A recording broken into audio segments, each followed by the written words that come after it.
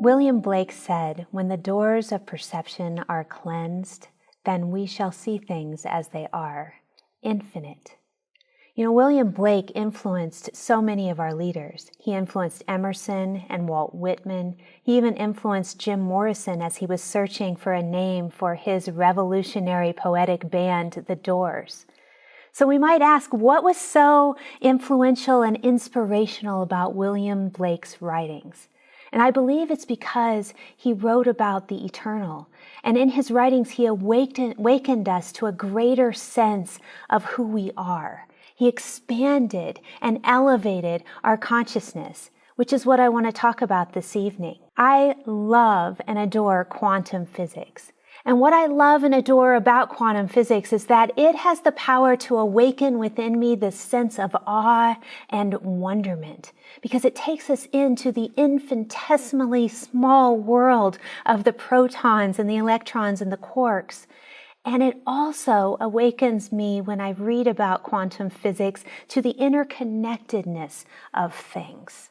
So in quantum physics, it also generates and stimulates a whole lot of questions that can lead to our elevation of consciousness and transformation in the world. And some of the questions that it brings up is what happens when we begin to understand the repeating patterns that are the building blocks and the foundations of everything. And what happens when we begin to understand that we are microcosmic expressions of the universal whole?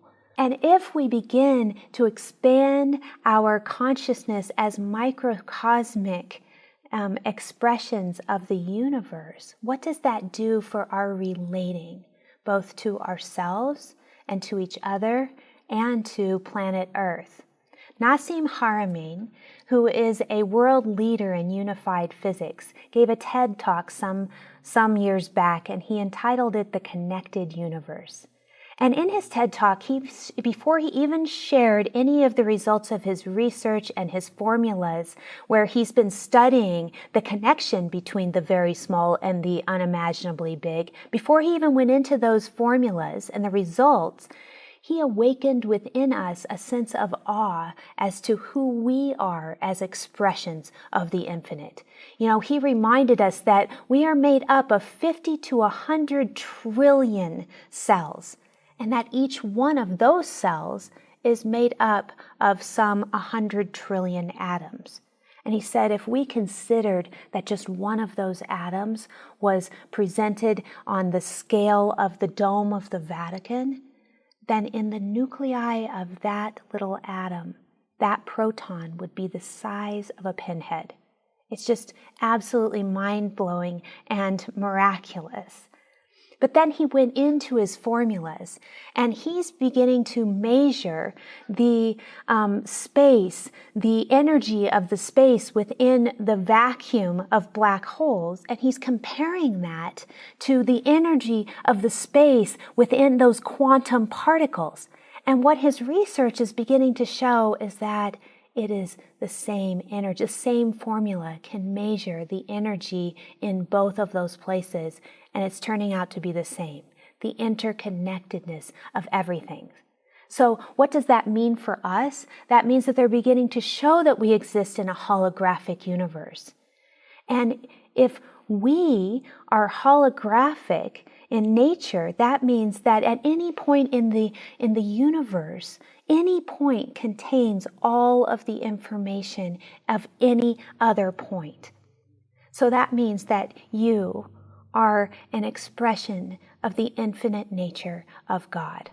So what does this mean for our everyday life?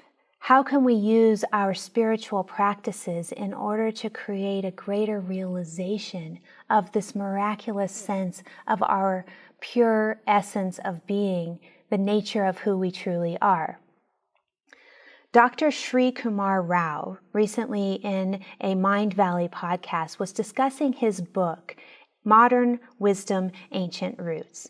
And he said he wanted to write that book because he feels that in today's day and age, we all are struggling with, our minds are so filled with incessant amount of information, more than ever before. And he believes that we can elevate consciousness by having digestible little bits of wisdom that we encounter every day, that over time as we contemplate those, it elevates our consciousness to the awareness of our pure being, the awareness of the ground of our being, which is the infinite nature of God.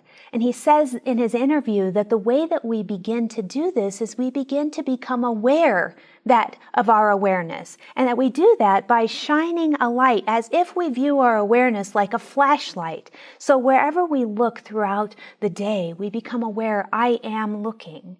I am looking. And he says that as we do this over time, we begin to look on the things that are good in our life.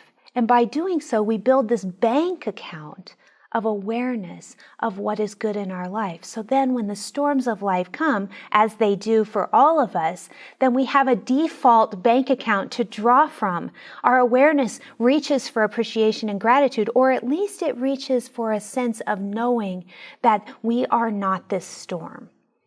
You know, when I worked in the schools as a school psychologist, I worked with kids and I had this hand gesture system that we would use in order to begin to practice this awareness of ourselves as an eternal being, as a being of love, a being of light that doesn't change based on the stories of our life.